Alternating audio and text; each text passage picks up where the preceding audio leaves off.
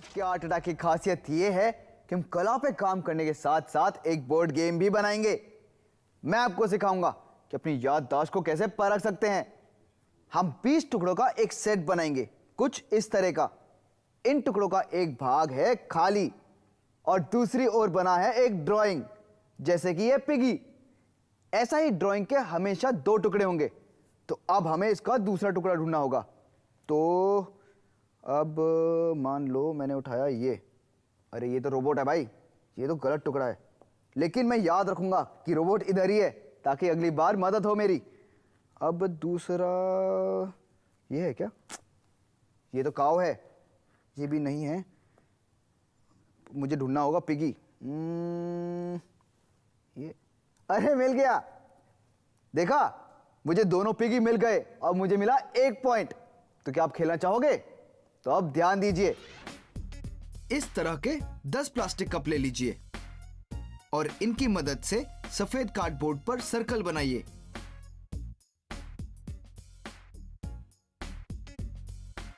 ये आपको 10 बार कॉपी करना पड़ेगा। हर गोलाकार के बीच में एक ड्राइंग बनाइए। यहां मैं एक वेल बना रहा हूं। इस गोलाकार की वजह से आप अपनी ड्राइंग का साइज समझ पाएंगे और ये ना तो बनेगा बहुत बड़ा ना ही बहुत छोटा। आप जो चाहे चित्र बना सकते हैं। अब इन्हें काट लें। अब काटे हुए ड्राइंग को एक पतले फोम पे कॉपी कीजिए और फिर इसे काट लें। अब प्लास्टिक कंटेनर्स के अंदर बिल्कुल सेंटर में हम इस ड्राइंग को ग्लू से चिपका देंगे, ऐसे। क्या बात है! यहां आपके पास वेल के टुकड़े का मोल्ड यानी सांचा है। अब आपको ऐसे ही 9 और मोल्ड बनाने हैं जिन पर 9 अलग अलग डिजाइन बने हो। अब एक जरूरी बात ये याद रखिए कि हर एक मोल्ड पर मार्कर पेन से ऐसी एक लाइन बना लें। ये लाइन बताएगी कि आपको प्लास्टर कहां तक डालना है और ये लाइन हर एक कप में एक ही ऊंचाई पर हो। आगे क्या करना है मैं आपको बताता हूं। एक बर्तन में थोड़ा सा पानी लेकर उसमें प्लास्टर के पाउडर को डालें। इसे बारिश की तरह डालें, बिल्कुल ऐसे। जब प्लास्टर का छोटा सा पहाड़ बन जाए तो आप समझ जाएंगे कि प्लास्टर और पानी नहीं सोख सकता। अब इसको सारा मिला दें जब तक ये सख्त हो जाए। अब एक मोल्ड को लें और उसके अंदर के हिस्से पर पेंट ब्रश की मदद से थोड़ा तेल लगाएं। ये इसलिए करना है ताकि प्लास्टर आसानी से निकल जाए। याद रखें कि आपको ऐसे सेम टू सेम 2 बनानी है। मोल्ड में प्लास्टर के मिश्रण को डाल दें।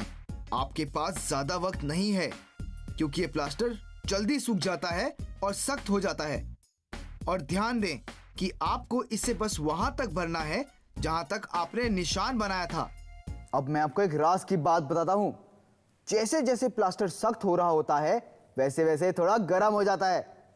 अब आप कहेंगे हमें पता कैसे चलेगा कि हमें इसे कब से कब निकालना है? तो आसान है, जैसे ही इसका तापमान थोड़ा ठंडा हो जाए, बिल्कुल केक की तरह। तो ये देखिए, टाटाना, आपके सेट का पहला टुकड़ा तैयार है। संभाल के वरना ये टूट जाएगा। चलो अब इसे रंग लगाते हैं। इसमें रंग भरने से पहले काले पेंसिल से आउटलाइन जरूर बना लें। ये आउटलाइन पेंटिंग करते वक्त काम आएगा। वेल को हल्का नीला रंग करूंगा और इसके चारों ओर नारंगी रंग।